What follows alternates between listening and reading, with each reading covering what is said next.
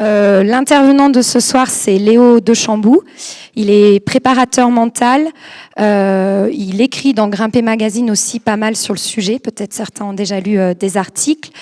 Et il a surtout écrit un livre que vous pourrez vous procurer par la suite qui s'appelle Le mental du grimpeur et qui est tout récent puisqu'il est sorti ce printemps 2022 aux éditions Glénat. Pour en arriver là, il a un parcours universitaire du coup de STAPS pour ceux que ça intéresse, d'abord à Grenoble et ensuite un master de psychologie du sport et de la performance à Montpellier. Il encadre le pôle jeune justement en préparation mentale à Voiron, pardon. Et du coup aussi les DGEPS escalade sur toute cette partie préparation mentale. Et il travaille avec plusieurs organismes, dont le collectif Mental Expérience Mont Blanc, donc qui est un collectif qui regroupe plusieurs préparateurs mentaux pour divers sports ici dans la vallée. Ce soir, on trouvait que c'était une thématique qui avait toute sa place à l'ENSA, puisque ça fait quand même pas mal d'années que l'ENSA se penche sur l'aspect mental, que ce soit en alpinisme, dans le ski, que ce soit les émotions ou tout ce qui est préparation mentale, autant pour la progression que pour la performance. Et ce soir, c'est vraiment ces deux thèmes-là qu'on va aborder avec Léo. Je vais passer la parole à Léo, après on aura un petit entretien et à la fin, gardez vos questions. Il y aura une série de questions ouvertes et suivies d'une séance de dédicace pour ceux que ça intéresse. Merci à vous. Je laisse la parole à Léo. Ok. Alors, ce soir, on va parler de préparation mentale en escalade pour la progression et pour la performance à plus ou moins haut niveau. On va aborder plusieurs thèmes. Donc, on commencera par parler de motivation, de dynamique de cordée. C'est des choses qu'on va pouvoir trouver intéressantes et en falaise, et en bloc, et en grande voie, et en alpinisme également, mais là on restera plutôt sur l'escalade. Après on verra ce que c'est que la préparation mentale, sur quoi est-ce qu'on va pouvoir travailler et sur quoi est-ce qu'on va pouvoir intervenir.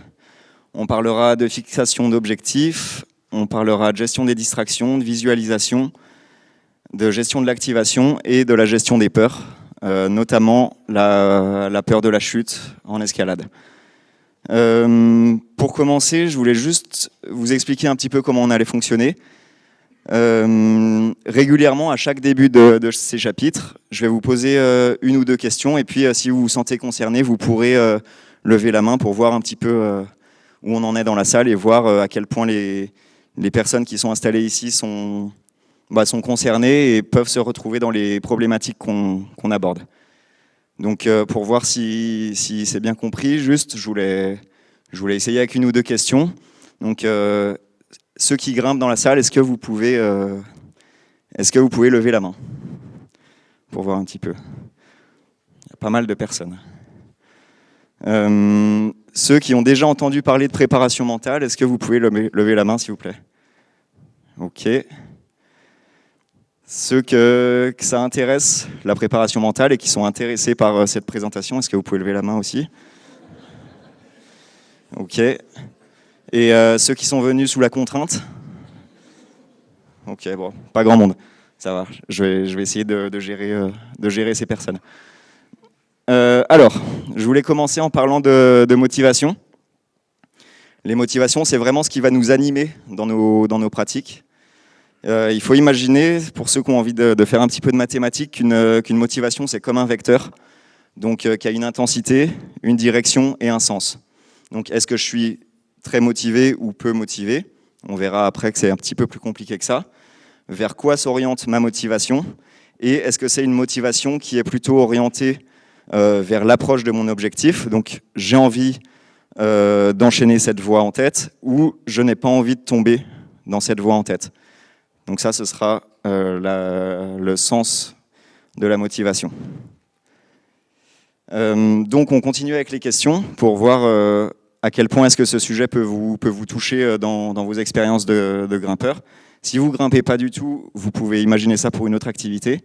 Donc est-ce qu'il vous arrive d'avoir moins envie de grimper parfois, ou bien de grimper en éprouvant moins de plaisir pour faire plaisir à quelqu'un d'autre, ou pour avoir bonne conscience?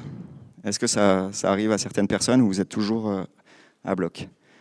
Ok. Donc on va voir un petit peu ce que c'est que la motivation.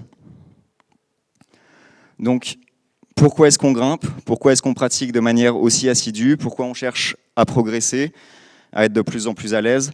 Pourquoi est-ce qu'on s'entraîne pour être de plus en plus fort? Et pourquoi est-ce qu'on vient assister à des conférences sur la préparation mentale en escalade?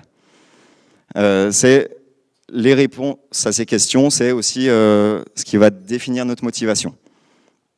Donc déjà, essayer de progresser, de grimper de mieux en mieux, d'être de plus en plus agile, et ça va nous permettre d'avoir un spectre de plaisir en escalade beaucoup plus varié, beaucoup plus vaste. Donc tout simplement, grimper, chercher à progresser, ça va nous emmener vers ces champs des plaisirs beaucoup plus larges. Ensuite, il y a les théories de l'autodétermination et du bien-être psychologique qui rentrent en jeu. Donc là, c'est plutôt relatif à l'inné.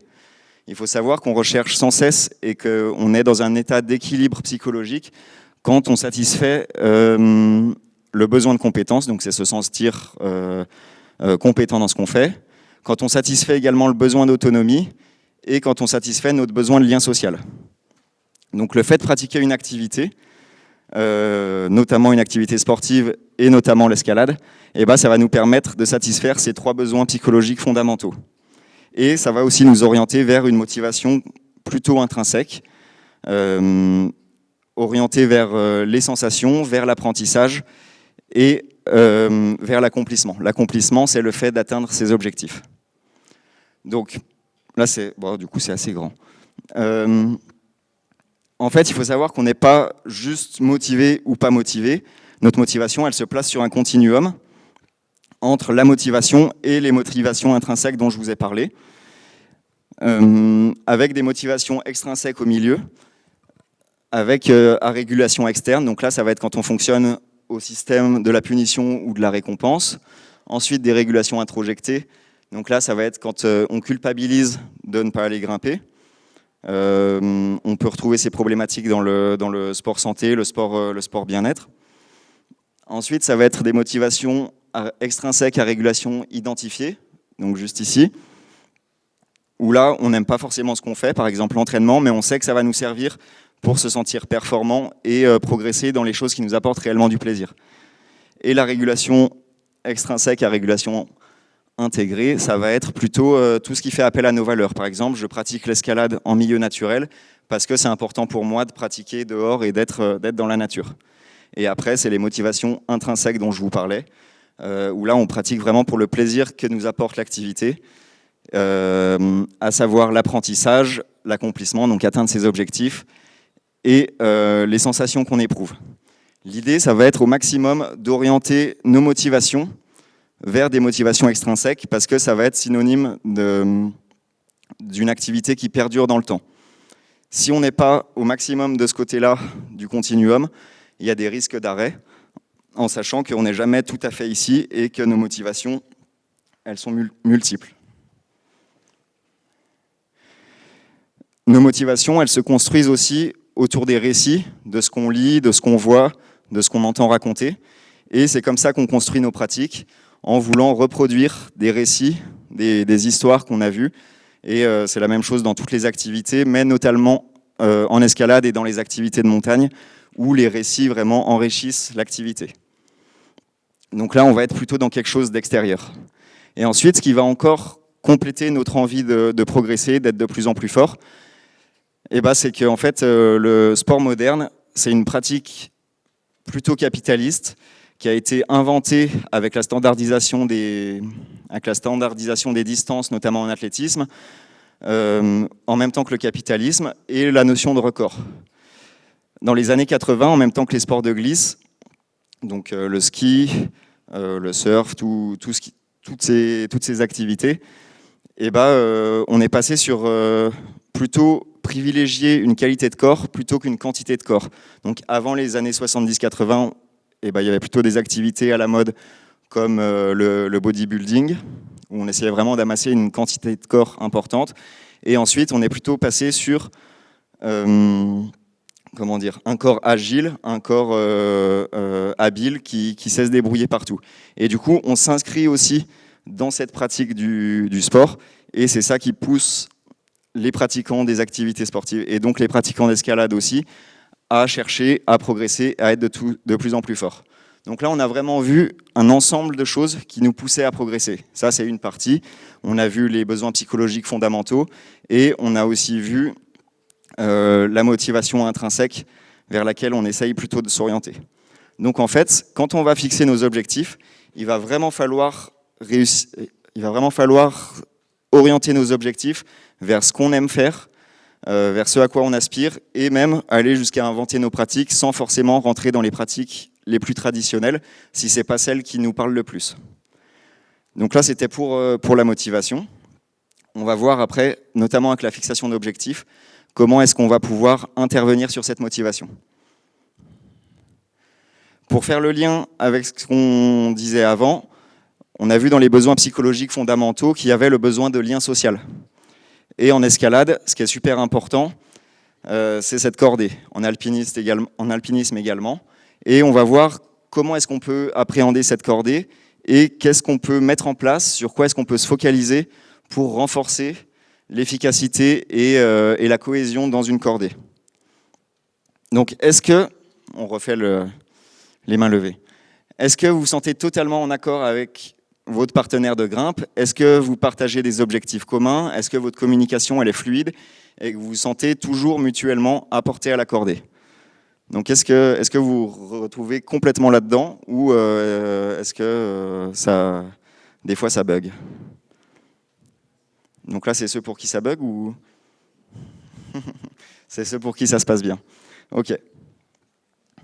Alors, pour répondre à ce besoin de lien social et pour optimiser le fonctionnement d'une cordée, il va falloir s'intéresser à la dynamique de groupe et notamment à la cohésion. Donc la cohésion, c'est pas juste bien s'entendre et être content d'aller boire des coups après la grimpe, même si c'est une activité très honorable. La cohésion, ça va être comment est-ce que je me sens utile pour le groupe, donc là, dans ce cas-là, pour la cordée. Ça va être comment est-ce que je me sens appartenir à la cordée en tant qu'entité sociale, comment est-ce que je sens cette cordée efficace et comment est-ce que je sens cette cordée unie socialement. Donc ça va être les 4 critères de la cohésion sur lesquels on va pouvoir essayer d'agir pour renforcer l'efficacité d'une cordée. Ensuite, il va y avoir la clarification des rôles dans la cordée et des normes qui va être très importante. Donc, qui est-ce qui gère le matériel? Qui est-ce qui gère les horaires? Qui est-ce qui gère le pique-nique? Qui est-ce qui... Enfin, voilà. Toutes ces questions-là, donc sur les rôles, ça va être très important pour augmenter l'efficacité d'une cordée.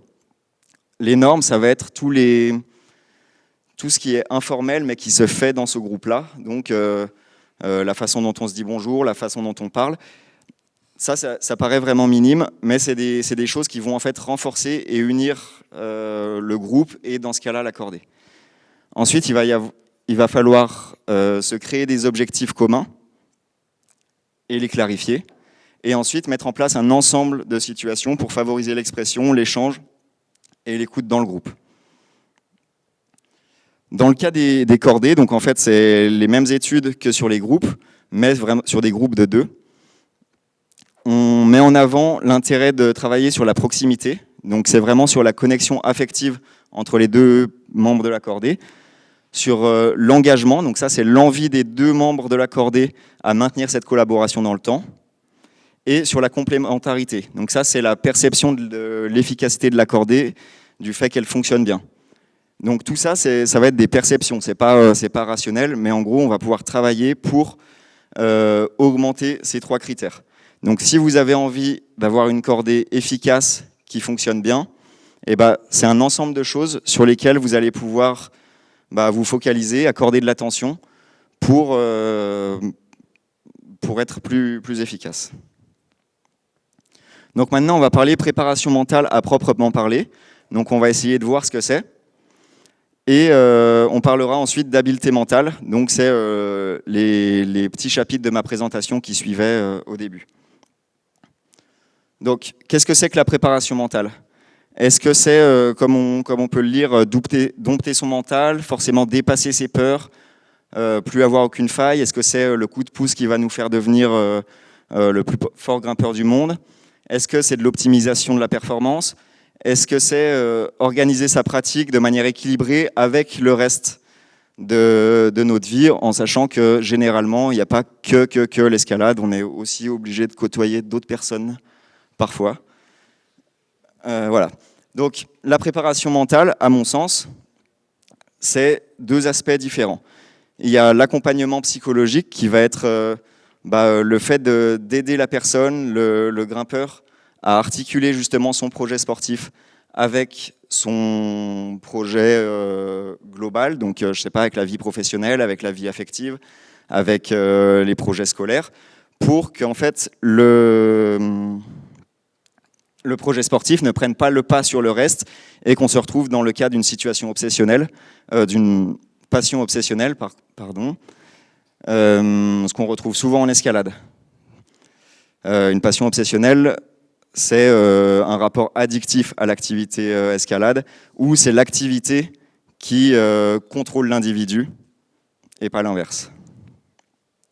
Ensuite, comment faire ? Est-ce que c'est de la magie ? Est-ce que c'est des promesses ? Est-ce que c'est un travail au quotidien ? Est-ce que c'est quelque chose de planifié, d'organisé autour des objectifs de la personne et de ses problématiques individuelles ? Bon, les questions, elles découlent sur la réponse qui me... Ah, je vous ai pas parlé de la... Pardon, excusez-moi. Je vous ai pas parlé du deuxième aspect de la préparation mentale, on a parlé de l'aspect accompagnement psychologique. Le deuxième aspect, c'est l'optimisation de la performance, donc c'est ce qui est le plus connu. Ça va être vraiment aider à optimiser des petits paramètres, des détails qui vont aider le sportif à atteindre ses objectifs et à s'épanouir dans son activité. Et donc là, on va travailler sur les habiletés mentales. Et ces habiletés mentales, si on fait le transfert sur de la préparation physique, ça va être toutes les qualités physiques qu'on peut développer, mais au niveau mental, comme je sais pas, la souplesse, la résistance, la force de doigt. Et au niveau mental, on va avoir la même chose avec la visualisation, la concentration, le contrôle des distractions, etc. Donc je reviens au comment faire. Donc ça va vraiment être quelque chose sur du long terme, où on va rechercher l'autonomie de la personne quand on intervient en préparation mentale et en travaillant autour des problématiques du grimpeur par rapport à ses objectifs. Il faut savoir que ce ne sera jamais de la magie. J'adorerais faire des conférences sur la magie et les déclics miracles, mais malheureusement, ce n'est pas inventé encore. Donc voilà, c'est du travail, c'est de la répétition comme l'entraînement. Si vous vouliez gagner de la force de doigt en faisant 2 fois dans l'année de la poutre, ça ne fonctionnerait pas. Il faut en faire régulièrement, planifier votre travail, l'organiser par rapport aux périodes où vous voulez être en forme pour avoir des gains. La préparation mentale, ça va être la même chose. Donc on va parler fixation d'objectifs. On rentre sur les habiletés mentales, c'est les points sur lesquels on peut travailler en préparation mentale pour optimiser sa performance justement. Donc est-ce que vous fixez quotidiennement des objectifs pour vos entraînements et pour votre saison qui vous poussent à vous investir plus intensément dans l'escalade ? Oui, non ? Ok. Alors, pour ceux qui ne se fixent pas d'objectifs, justement, voilà comment vous pouvez faire. Donc un objectif, on va voir les différents critères. Il faut que pour vous, il soit le plus motivant possible. Il faut qu'il soit également le plus précis possible. C'est-à-dire que si vous partez dans une voie et que votre objectif c'est bien grimper, c'est très très bien déjà, mais c'est pas assez précis. Qu'est-ce que c'est pour vous que bien grimper ? On va vraiment chercher à préciser au maximum vos objectifs pour pouvoir ensuite, je vais sauter quelques points, mais les rendre mesurables et les mesurer une fois l'échéance passée. Si vos objectifs ne sont pas mesurables et ne sont pas mesurés, c'est comme s'ils avaient servi à rien.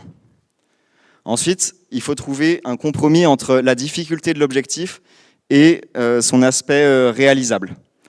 À quel point est-ce que c'est un challenge de l'atteindre, mais à quel point est-ce que c'est quand même possible ? Si mon objectif, c'est d'être champion du monde la saison prochaine, c'est difficile, c'est bien, mais par contre, c'est pas réaliste du tout. Si par contre, mon objectif, c'est de finir cette conférence sans me barrer en courant, et ben c'est réaliste, mais c'est pas assez difficile pour être un challenge.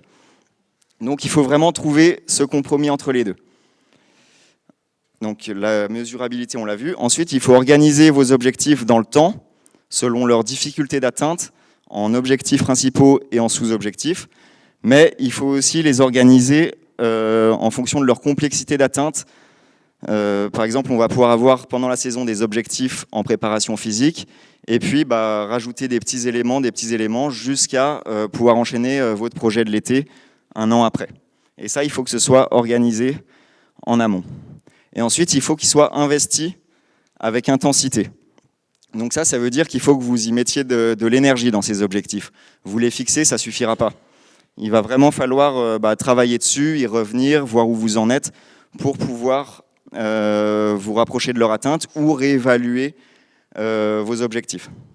Donc ce que vous pourriez faire, on ne va pas avoir le temps de le faire, mais ça va être, ce serait là, en 4 minutes par exemple, noter le plus possible d'objectifs que vous avez, que ce soit en escalade ou à côté. Et puis après, pendant 1 minute, donc d'abord à 3 mois, en 1 minute, les ordonner, voir dans l'ordre de priorité, dans l'ordre d'importance pour vous, lesquels est-ce que vous voulez vraiment atteindre. Et puis on pourrait faire la même chose à 6 mois, 1 an et à très long terme.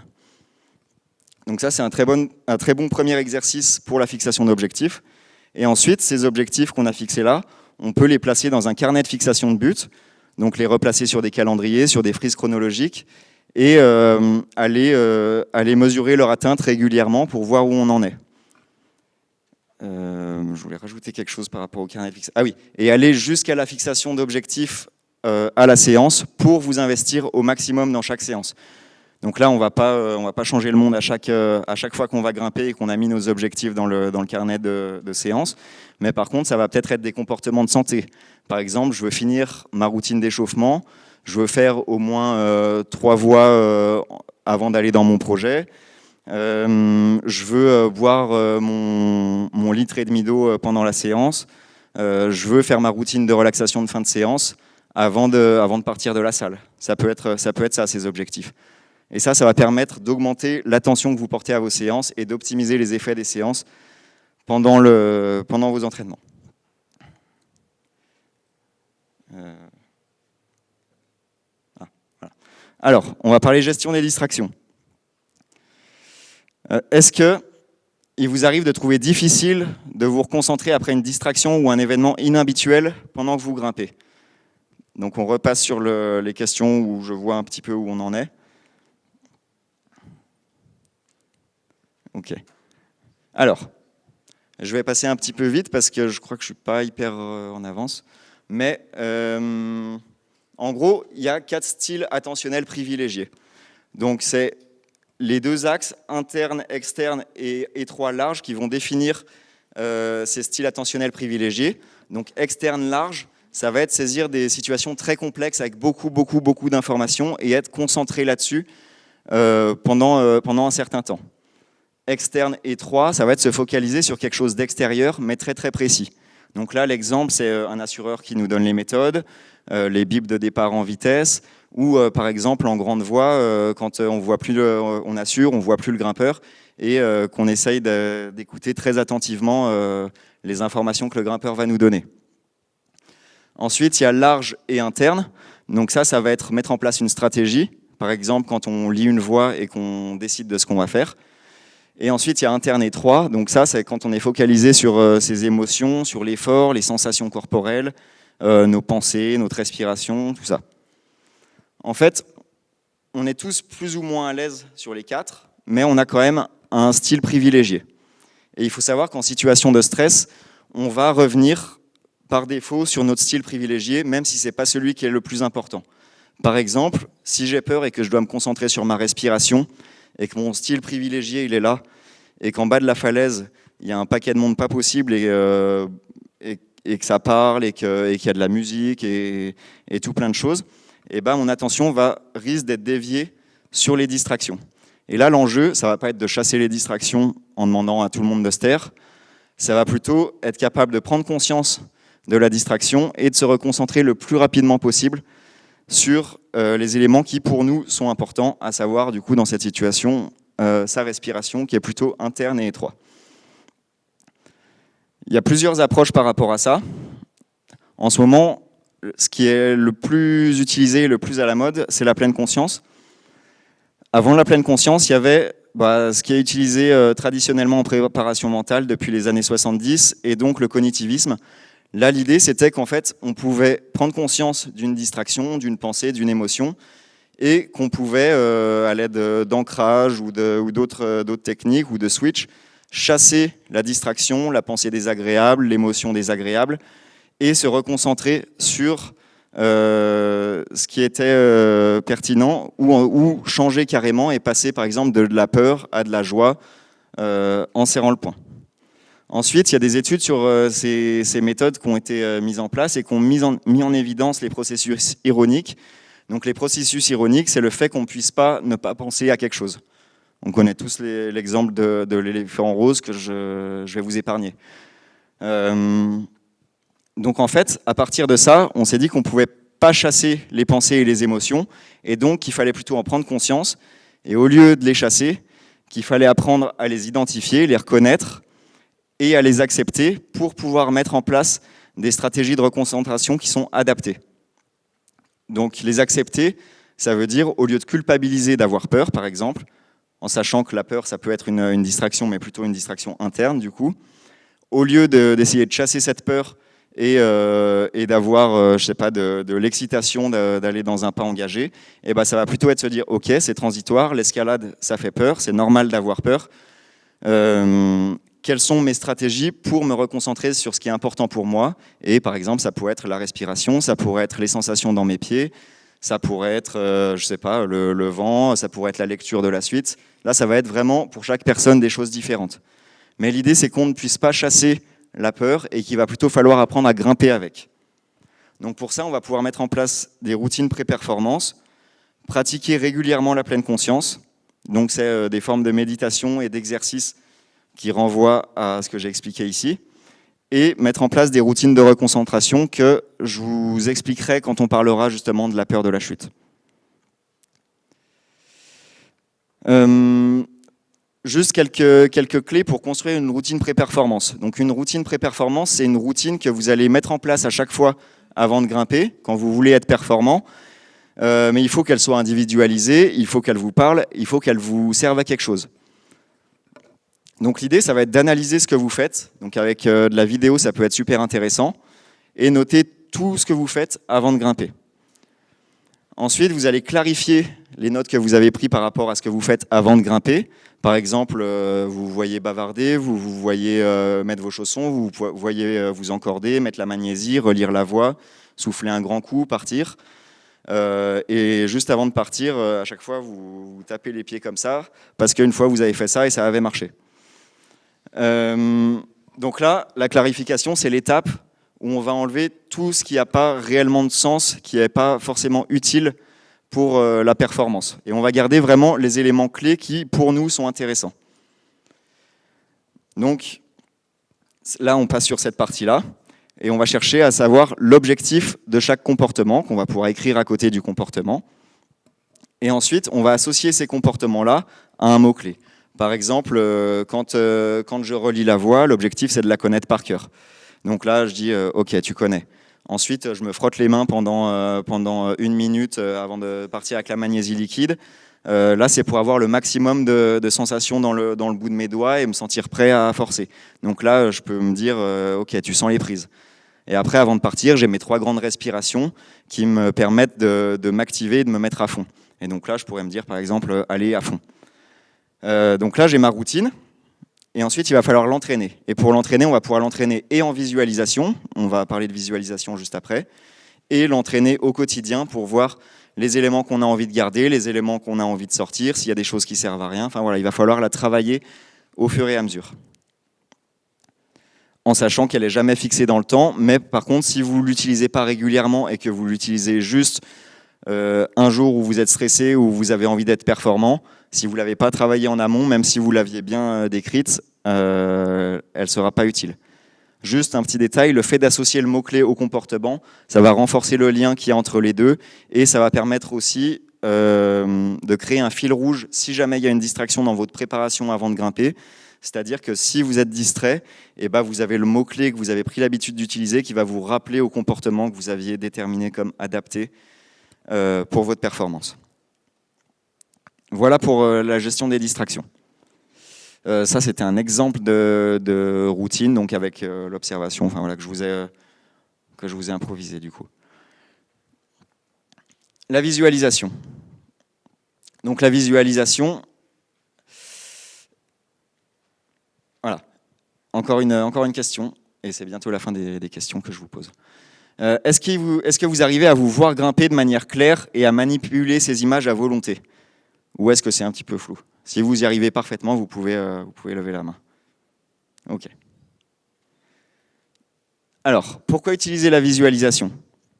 Donc, ce qui se passe quand on crée des images motrices, donc on se voit se déplacer mentalement, donc sans bouger, même sans mimer, c'est qu'en fait, tout de l'émission de l'information, donc qui est le cerveau, jusqu'au motoneurone qui va lui innerver le muscle, l'information va circuler. C'est juste le motoneurone qui ne va pas activer le muscle, et donc il n'y a pas de mouvement qui va avoir lieu.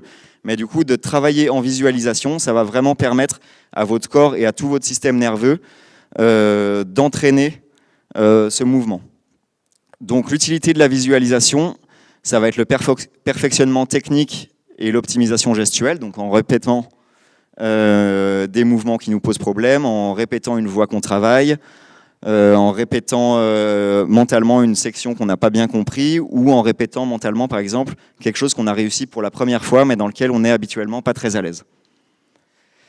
Ensuite, ça va être intéressant pour la gestion de l'anxiété. Donc là, il peut y avoir plein de scénarios où on se voit dans des endroits tranquilles, où on va visualiser de la chaleur au niveau du ventre, plein de choses qui vont permettre de travailler sur la gestion de l'anxiété. Ça va permettre de travailler sur la gestion de l'activation, qu'on verra juste après, sur la confiance en soi, sur les peurs, sur les périodes de blessure et sur le renforcement des effets de la préparation physique, notamment via ce que je vous ai expliqué sur le système nerveux.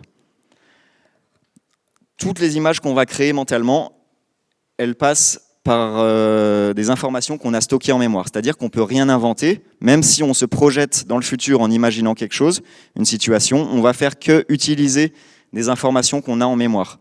Donc là, j'imagine tout à l'heure, je vais m'asseoir sur la chaise. Je ne l'ai pas encore fait, mais je suis capable de l'imaginer assez précisément parce que j'ai déjà expérimenté cette situation un paquet de fois.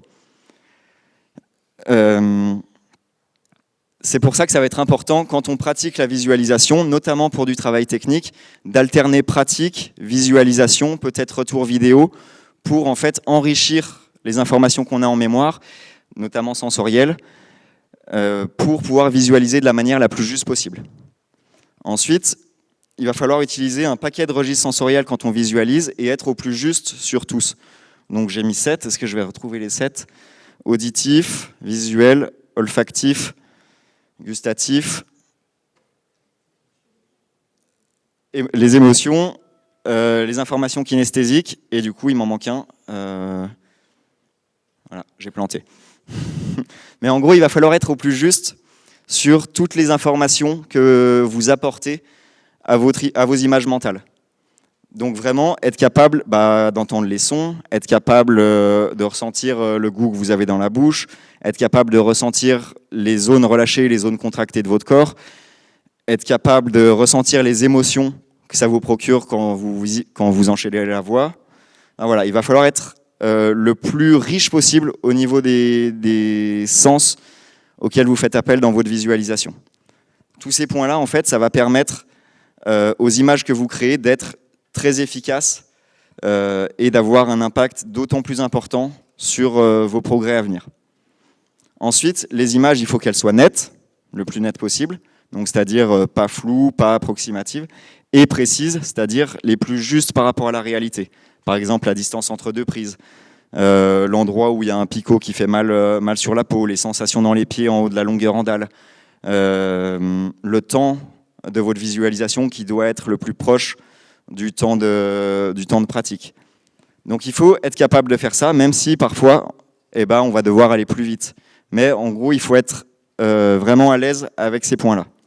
Ensuite, il faut être capable de passer d'une vision interne, comme si c'était moi, en voyant les choses comme si j'avais une GoPro sur la tête, et passer de l'extérieur comme si j'étais filmé. Il faut être capable de tourner autour de soi, il faut être peut-être capable de faire de l'accéléré, du ralenti, de la marche arrière, pour vraiment pouvoir manipuler ces images mentales à volonté et pouvoir ensuite vraiment mettre en place des exercices de travail adaptés. Et donc différentes perspectives, c'est ce que je disais tout à l'heure, on se voit de l'intérieur ou on se voit de l'extérieur. Et ça, pareil, il faut être capable de faire les deux. Moi, j'aime bien faire travailler de l'intérieur pour se projeter dans la suite et plutôt se voir de l'extérieur pour de l'analyse. Je pense qu'il y a plein de façons de faire, mais c'est comme ça que moi j'ai l'habitude de fonctionner.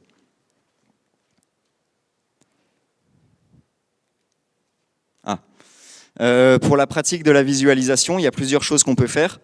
Donc le zapping, ça c'est quelque chose qu'on peut faire à l'échauffement, en début d'échauffement à deux. En gros, pendant 30 secondes par exemple, il y a un des deux grimpeurs de la cordée qui va demander à l'autre d'imaginer plein de choses à la suite. Par exemple, imagine toi marcher sur du sable. Imagine la sensation quand tu mets ta main dans ton sac à puff. Imagine l'odeur qu'il y a dans les toilettes de l'ENSA. Imaginez-vous le goût de ce que vous avez mangé ce soir. Imaginez la sensation que vous allez ressentir quand vous allez vous allonger dans votre lit ce soir. Enfin, voilà. On alterne comme ça et ça va permettre vraiment d'éveiller cette habileté de visualisation dans un premier temps. Et ensuite, ça va peut-être permettre de voir s'il y a des choses sur lesquelles vous êtes plus ou moins à l'aise, notamment au niveau des registres sensoriels. Si les odeurs des toilettes de l'ENSA, vous n'y arrivez pas, c'est certainement que vous n'êtes pas très à l'aise sur la visualisation olfactive. Voilà. Ensuite, des scénarios. Donc là, ça va être où on se voit avancer, on se voit grimper, on voit toute une situation en fait de A à Z. Et là, on va pouvoir voir des détails, se focaliser sur certains points. Et il va y avoir aussi des scénarios utilisés pour la relaxation derrière et plein de méthodes pour la relaxation. Ça, je vous en ai déjà un petit peu parlé. Et puis, on en reparle juste après. Et ensuite, ça, je vous en ai parlé aussi tout à l'heure, c'est l'alternance de peut-être feedback de l'entraîneur, grimpe, travail vidéo, visualisation, pour vraiment aller étalonner toute notre visualisation.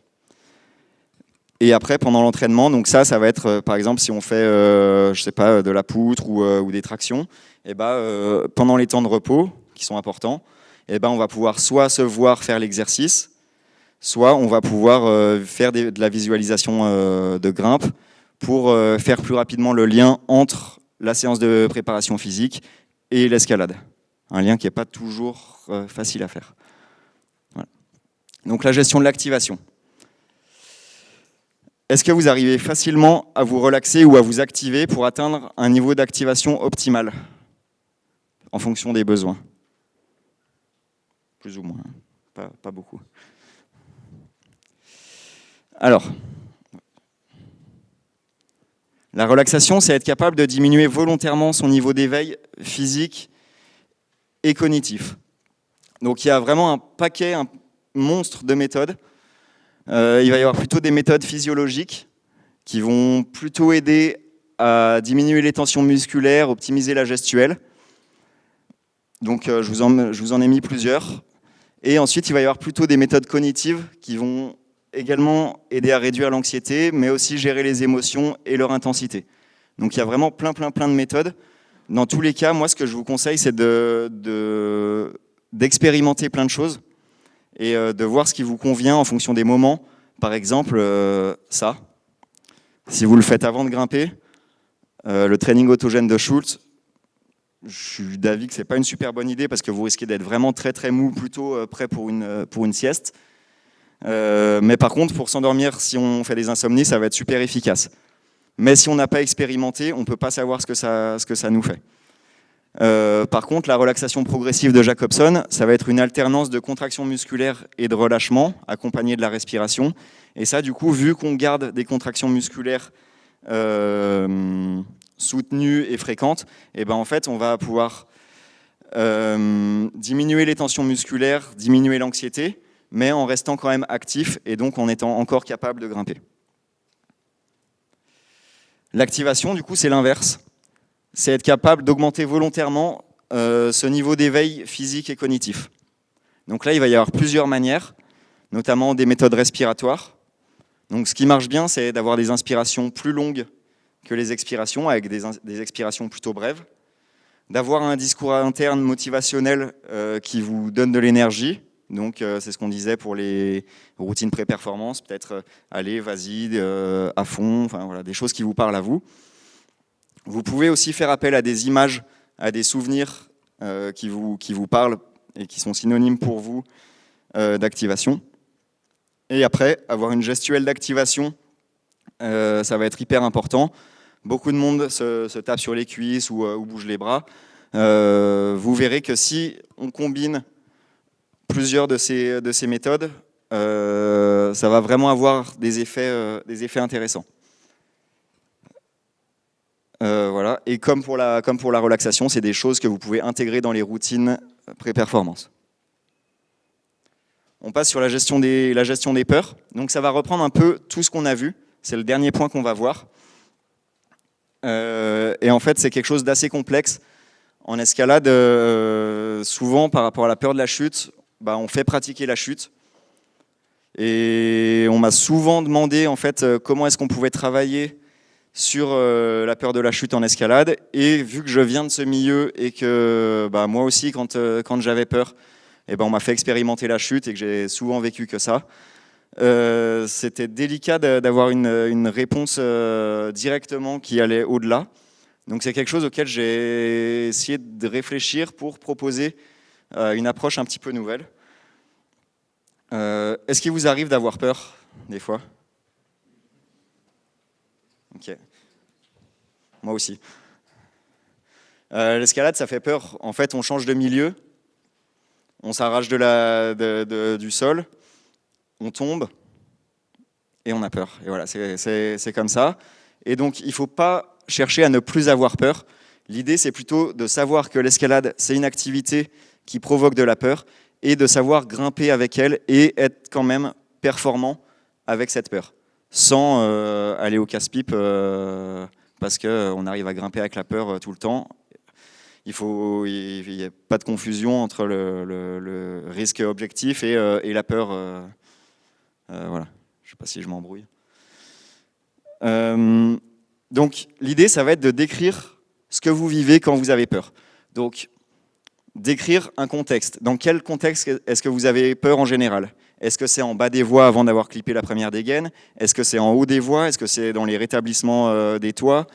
Est-ce que c'est quand votre assureur il discute en bas ? Voilà. Dans quelle situation ? Et ensuite, de quoi est-ce que vous avez peur ? Est-ce que vous avez peur de vous faire mal ? Est-ce que vous avez peur de vous refaire mal parce que vous êtes déjà blessé ? Est-ce que vous avez peur de la sensation qui est très désagréable pour vous, cette sensation de perte de contrôle, de partir en arrière, d'accélération vers le bas ? Voilà. Qu'est-ce qui vous fait peur ? Est-ce que c'est le sens lié à la chute qui vous inquiète ? Si je tombe, ça veut dire que j'ai échoué. Donc est-ce que c'est l'échec qui vous fait peur ? Et ensuite, quand elle survient, est-ce que vous en avez conscience ? Donc ça, c'est des questions que vous pouvez vous poser en même temps que je vous raconte comment est-ce qu'on décrit ce qui se passe. Est-ce que vous vous en rendez compte ou est-ce que vous partez dans on ne sait quel monde et que vous ne vous rendez pas compte que vous avez peur, ce qui est très possible. Et ensuite, si vous vous en rendez compte, quelle est votre posture ? Est-ce que vous acceptez d'avoir peur et pour vous c'est OK sur le moment ? Et du coup, vous prenez des décisions pour réussir à grimper, pour vous reconcentrer ? Ou est-ce que vous vous en voulez ? Est-ce que ça vous met en colère ? Est-ce que vous avez honte vis-à-vis de vos partenaires de grimpe ? Est-ce que vous ressentez de la culpabilité parce que ça fait plusieurs années que vous n'arrivez pas à vous donner en escalade ? Voilà. Quelle est votre posture vis-à-vis de cette peur ? Et ensuite, quelles sont les conséquences ? Donc au niveau des pensées, donc est-ce que vous avez des doutes par rapport à la suite ? Est-ce que vous n'arrivez plus à lire ? Est-ce que ça vous paraît super dur ce qui suit ? Est-ce que votre confiance en vous, elle diminue ? Ensuite, les conséquences en termes d'émotions, donc les conséquences affectives. Est-ce que vous ressentez des émotions plutôt agréables ou désagréables ? de l'excitation, de la colère, de la honte, de la culpabilité. Ça revient avec ce que je disais par rapport à la posture. Et ensuite, comment vous vous comportez face à cette peur? Donc, est-ce que vous êtes dans une rumination? Donc ça, c'est dans le cas où on n'a pas pris conscience de la peur. Donc là, on est vraiment dans de la rumination et ça va être très long pour se reconcentrer. Est-ce que vous êtes dans un état de sidération? Donc là, c'est-à-dire que en fait, le cerveau tourne à fond et le corps ne réagit plus. Donc c'est là qu'on se découvre des qualités de Conti extraordinaires en général, quand on reste bloqué sur le mur. Est-ce que vous adoptez des stratégies d'évitement? C'est-à-dire que vous faites prendre sec directement sans avoir réfléchi. Est-ce que si c'est en salle, vous prenez directement une prise d'une autre couleur? Est-ce que vous désescaladez? Voilà. Comment est-ce que vous évitez? Ou est-ce que vous vous reconcentrez et vous continuez à grimper, mais de manière lucide ou non?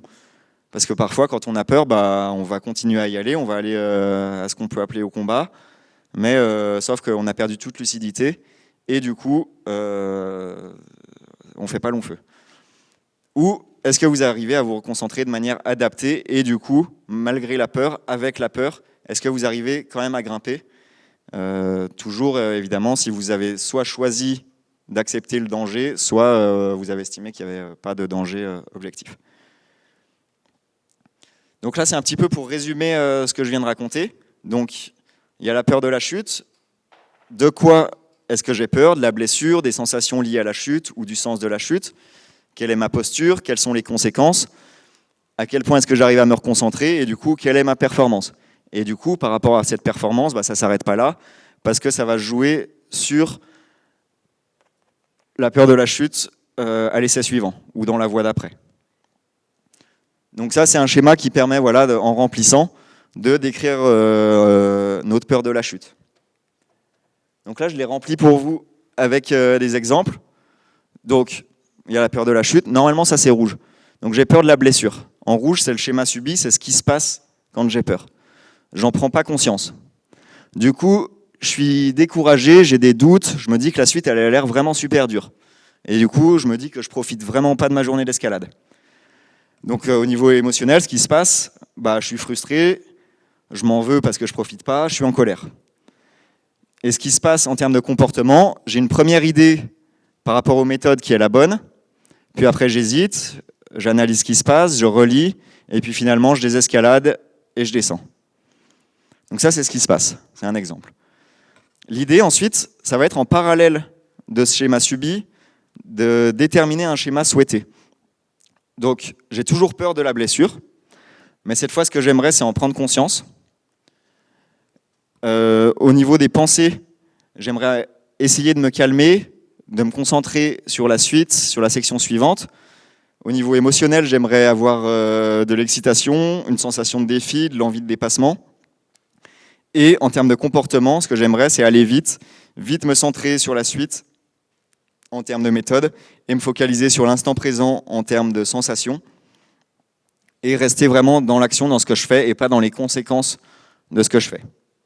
Une fois que j'ai mis en parallèle ce schéma subi et ce schéma souhaité, je vais pouvoir associer au schéma souhaité des mots-clés.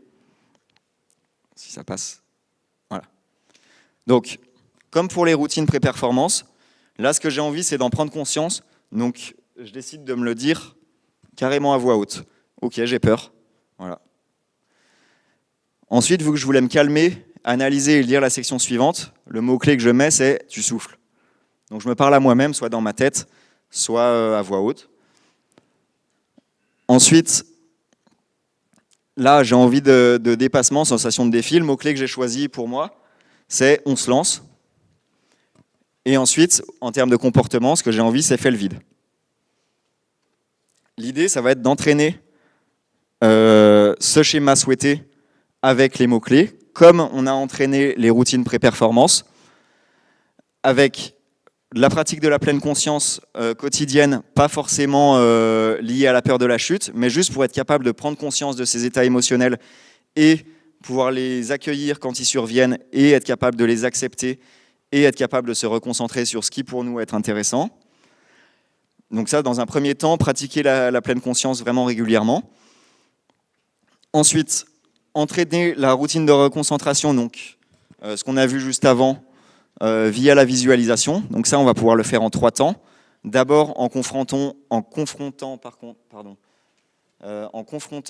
le schéma subi dans une situation vécue, passée, avec le schéma souhaité. Donc mentalement, en visualisation, on revit une situation passée où on a eu peur, et ensuite on la revit en la transformant, en utilisant notre routine de reconcentration avec nos mots-clés, et on essaye de voir ce que ça fait. Donc ça, c'est le premier temps où on va pouvoir entraîner cette routine de reconcentration.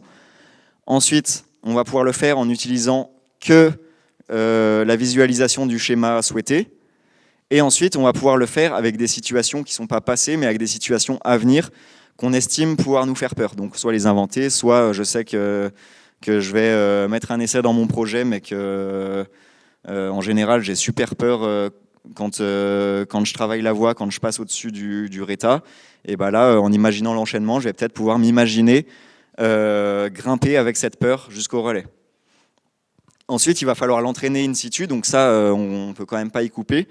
Donc plutôt que d'aller à la chute en pratiquant le vol, l'idée, ça va être de trouver des situations dans lesquelles on peut avoir peur, qui sont évidemment pas dangereuses et qu'on choisit nous, qui ne sont pas imposées par une tierce personne. Éprouver cette peur et utiliser sa routine de reconcentration, puis continuer à grimper.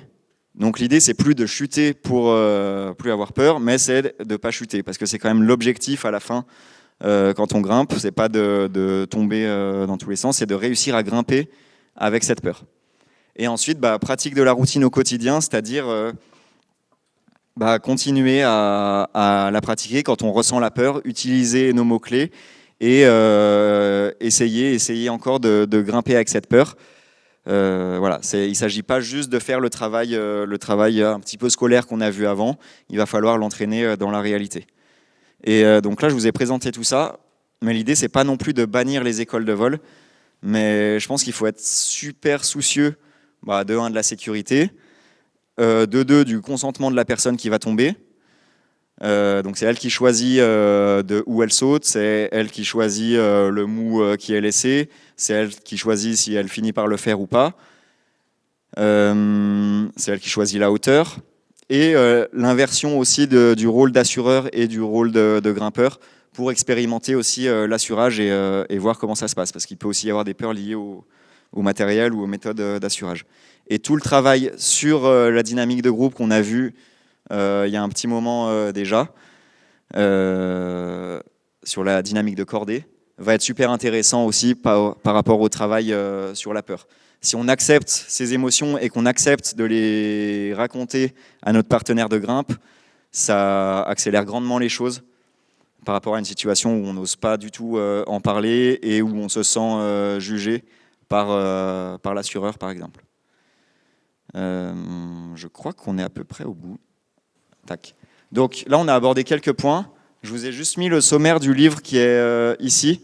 Donc voilà, qui reprend vraiment beaucoup plus de points, avec à chaque fois un apport théorique issu d'études scientifiques, avec des témoignages de grimpeurs de haut niveau et des exemples, et puis le plus possible d'exercices que vous pouvez appliquer à votre pratique directement, qu'on n'a pas forcément eu le temps d'expérimenter là, mais voilà, vous avez tout le temps de vous y mettre après.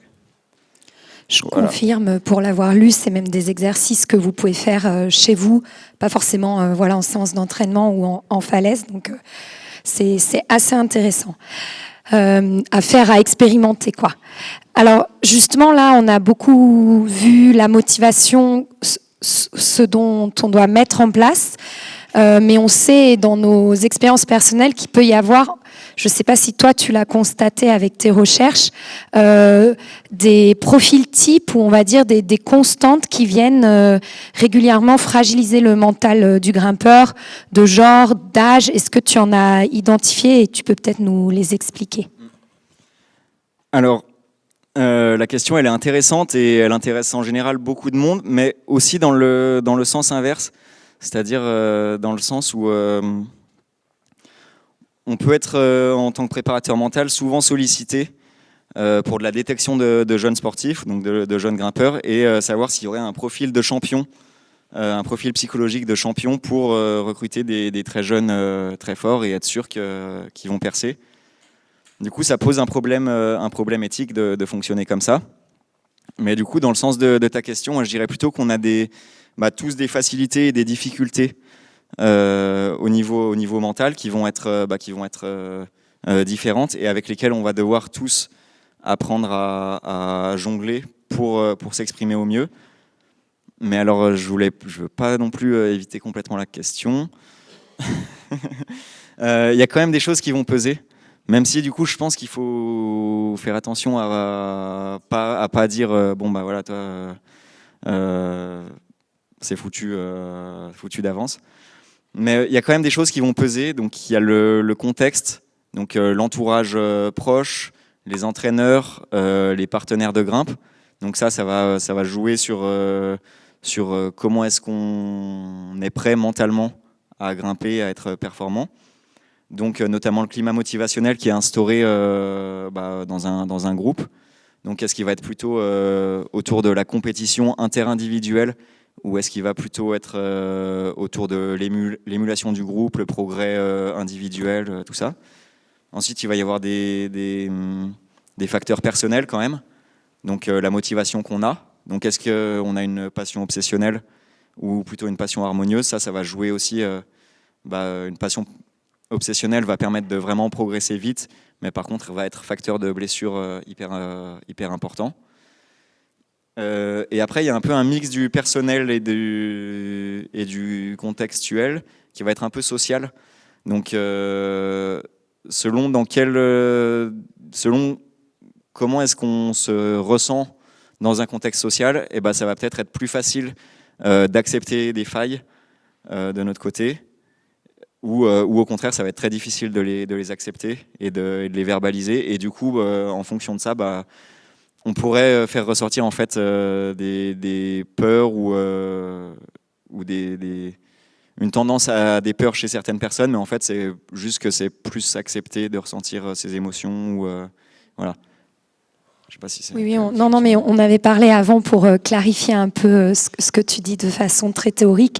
C'est ce qu'il y avait, souvent on dit, une fille ça a plus peur de grimper en tête, quelqu'un d'âgé a plus peur de se faire une blessure, des parents ont plus peur d'engager, et en fait, toi, tu prends le contre-pied en disant non, on part pas de ces situations sociales ou de genre ou d'âge, mais on parle plutôt individuellement des peurs, des motivations, pour ne pas rendre ces caractéristiques une excuse, enfin une situation des fatalités, quoi. Donc c'est assez intéressant de pas du coup se focaliser là-dessus et de pas le prendre en même si c'est peut-être ça peut être une réalité, oui. Mais je trouve dommage de les voir comme définitives. Très bien. Et justement, là, on a vu comment se focaliser, mais des fois, on se blesse malgré une bonne préparation physique, mentale.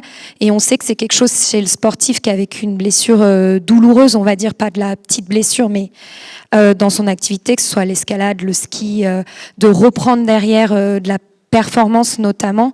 C'est difficile. Quel conseil, justement, sur la préparation mentale, tu donnerais à quelqu'un qui s'est blessé pour revenir après une blessure ? Dans un premier temps, ça va être, on en a déjà un petit peu parlé, ça va être la posture qu'on a vis-à-vis de sa blessure. Donc ça va être arriver jusqu'à accepter sa blessure. Donc une blessure pour un sportif, ça peut être vécu, si on schématise un petit peu comme un deuil, avec une phase de déni, une phase de colère, une phase de négociation, en mode non mais c'est bon, je me suis pas fait si mal, je vais pouvoir y retourner, voilà.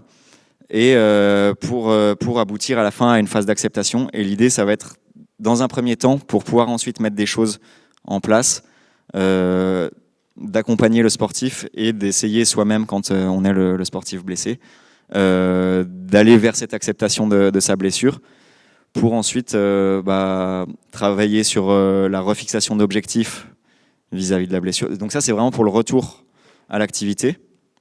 Donc la refixation d'objectifs après la blessure, la mise en place de comportements de santé. Peut-être qu'il y a des choses qui se faisaient pas et qu'il va falloir mettre en place.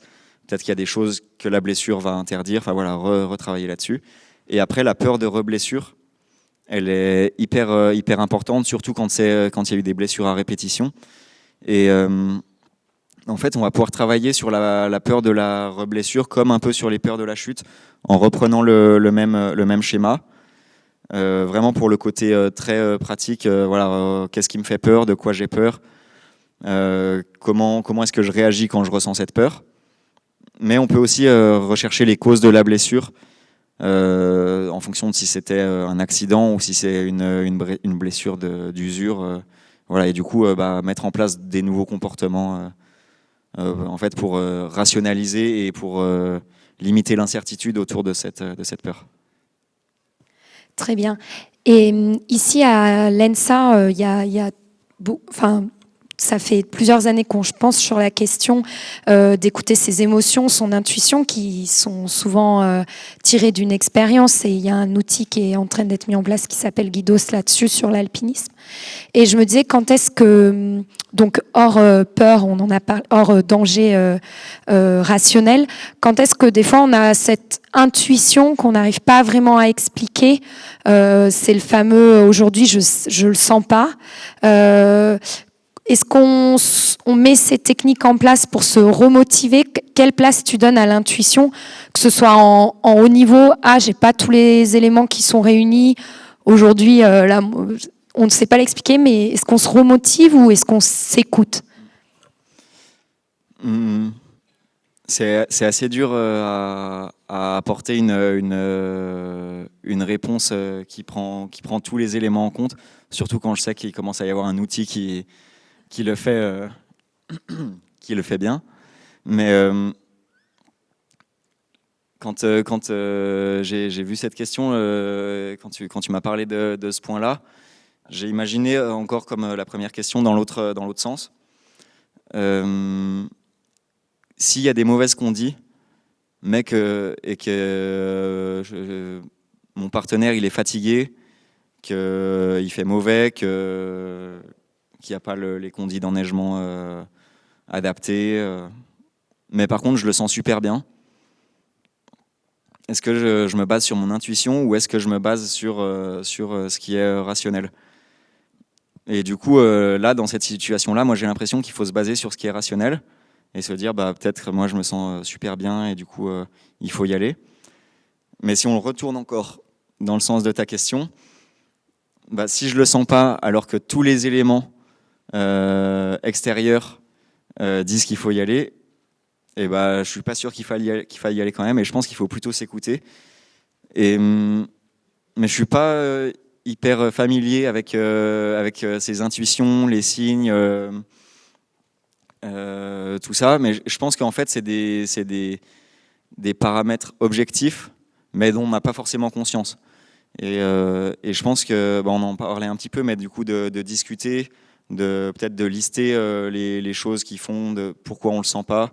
Pourquoi est-ce que là, on n'a pas envie d'y aller?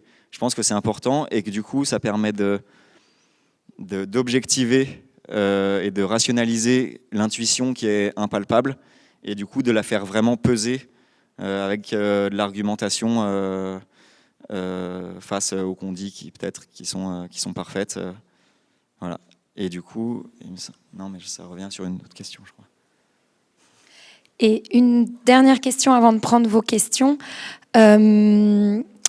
On a ici des professionnels qui encadrent donc en cordée. Tu as parlé de la dynamique de cordée, du lien social, mais ici on est amené à les stagiaires, les aspirants, les guides diplômés, etc., à être sur une cordée avec quelqu'un qui découvre. Ils peuvent aussi découvrir donc dans la pratique des angoisses ou un stress pas forcément explicable, pas forcément raisonné.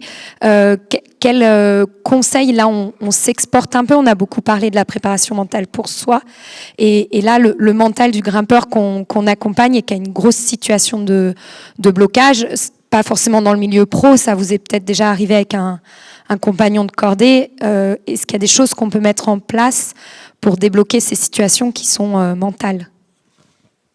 Alors ces situations de blocage, justement, ça va être souvent des manifestations de l'anxiété. Et du coup, elles découlent de plusieurs choses. mais notamment le fait qu'on estime nos ressources, nos capacités inférieures à la demande en fait, donc à l'enjeu, à ce qui va se passer. Donc on a l'impression, ça peut être vrai, ça peut être faux, qu'on n'est pas en capacité de répondre à la situation. Et ça, c'est une des choses qui va provoquer de l'anxiété. Donc je pense que dans la situation où on accompagne quelqu'un, soit professionnellement, soit en amateur, ça va être intéressant en fait normalement, on est en capacité de répondre à la situation si on enlève tout problème, si ça se passe bien, quoi. Sauf s'il y a peut-être un, je sais pas si je suis clair. Non, je suis pas clair. S'il y a un gros pépin d'un coup et que là, du coup, on ne sait plus faire et que du coup, c'est l'autre qui doit prendre le lead, là, on peut ne plus être en situation de répondre et être stressé. Mais on prend une situation où tout se déroule bien, il n'y a pas forcément d'accro. Normalement, on est en capacité pour faire face à la situation parce qu'on a appris à faire certaines choses, on maîtrise des manips, on maîtrise pas mal de choses. Et ce qui peut être bien justement de faire dans ces situations où la personne qu'on accompagne se met à être très anxieuse et à se bloquer, bah, ça peut être faire un check justement de tout ce qu'on sait faire dans cette situation. Par exemple, je sais pas, j'imagine on emmène quelqu'un, il y a un rappel, et là la personne, c'est un rappel qui est un peu impressionnant, on est sur une vire, il faut partir, et puis après on voit pas trop où ça file. Et bah, peut-être demander à la personne de lister les choses qu'elle sait faire, voilà, pour vraiment revenir sur du concret et sur ses capacités, pour remettre de la valeur à ce qu'on sait faire en face de la situation qui nous paraît impressionnante. Ça, c'est la première chose. Et puis après, ça va être vraiment dans la façon de discuter, peut-être plutôt discuter avec des questions et la voix qu'on utilise. Voilà. Et après, sinon, bah, l'anxiété, on peut jouer dessus avec de la respiration, des techniques de respiration abdominale, peut-être des ancrages qu'on a pu mettre avant si on sait que ça nous arrive régulièrement. Voilà, c'est associé à un geste, à un état psychologique dans lequel on veut être. Voilà, c'est plein de petites techniques qui peuvent venir en complément. Là. Merci beaucoup. Là, c'était très clair. Est-ce qu'il y a des questions dans la salle? Et je vais juste vous demander d'utiliser le micro comme on enregistre aussi le son. Moi, je me demandais, on parlait tout à l'heure des objectifs qu'on se fixait, qu'il fallait pouvoir les mesurer. De la même manière, quand on met en place un entraînement mental sur un grimpeur qui vise la performance, comment en tant qu'entraîneur, on va mesurer l'efficacité de la méthode qu'on a utilisée? Par quels outils et avec quels moyens? Alors, l'efficacité de l'outil, enfin de ce qu'on a mis en place en tant qu'entraîneur. Du coup, en tant qu'entraîneur, on peut se fixer des objectifs aussi. Donc, comme pour le grimpeur, il peut y avoir des objectifs de résultats, mais il va falloir aussi et surtout des objectifs de maîtrise, de choses qu'on peut mettre en place. La préparation mentale, elle est super intéressante pour les entraîneurs aussi, d'ailleurs. Donc, les objectifs qu'on va se fixer en tant qu'entraîneur, ça va peut-être l'emploi de certaines méthodes d'entraînement, essayer telle ou telle chose, et puis on va se dire, là, j'aimerais bien atteindre tel résultat physiquement chez le sportif, sans parler forcément de résultats.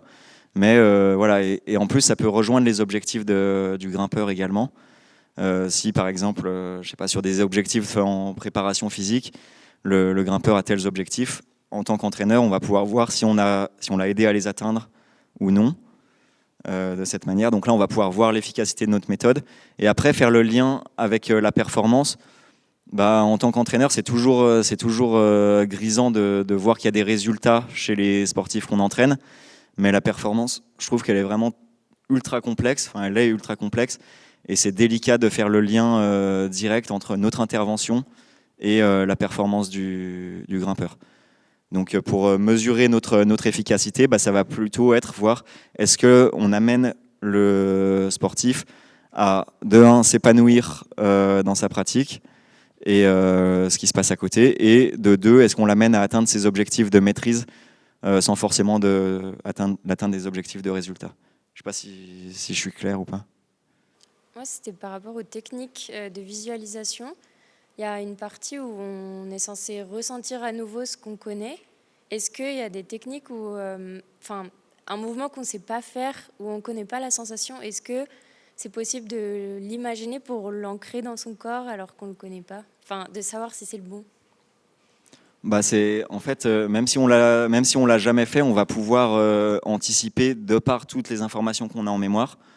Donc on va pouvoir reconstruire la situation en amont, mais c'est carrément possible et carrément souhaitable en fait.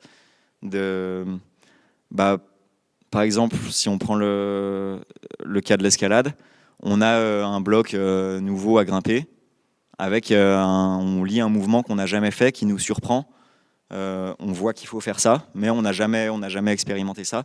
Et du coup, de visualiser et de répéter en amont et de se préparer à comment on anticipe ressentir les choses et voir même imaginer comment ça pourrait se passer et comment on pourrait se réadapter, ça va être hyper intéressant. Ouais. En fait, même si quand je disais que c'était des informations stockées en mémoire qui nous aidaient à construire les images, ça ne veut pas dire qu'on a forcément déjà été confronté exactement à cette situation, mais à partir de tout ce qu'on sait et de tout ce qu'on a vécu, l'idée c'est de construire des situations qui n'ont pas forcément eu lieu déjà, de la manière la plus précise possible. Du coup, il y a quelque chose que j'ai expérimenté, et en parlant avec des amis, j'ai l'impression que je n'étais pas la seule, c'est d'aller à une séance en se sentant hyper fatiguée, en se disant « ouais, en fait, j'y vais pas, je suis trop crevée », et qu'en fait, au final, ça se passe vraiment très bien, et qu'il y a comme un relâchement au niveau mental qui permet d'être moins dans le stress. Donc, je voulais savoir si c'est quelque chose sur lequel tu t'étais penché ou pas.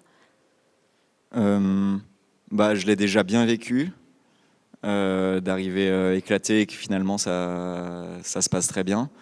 Comme ça, j'ai pas de. Si, ça me fait penser au comportement d'auto-handicap et aux stratégies d'auto-handicap. En fait, c'est ce qu'on va mettre en place volontairement ou pas volontairement pour se trouver une excuse en amont, voilà, si on réussit ou si on rate. Je dis pas que c'est le cas dans lequel tu étais. Mais par contre, en fait, quand on est dans une situation où on est fatigué, en fait, si on échoue, c'est normal. Et si ça se passe bien, c'est vraiment agréable parce qu'on s'est bien senti malgré un état qui n'était pas du tout adapté à la performance.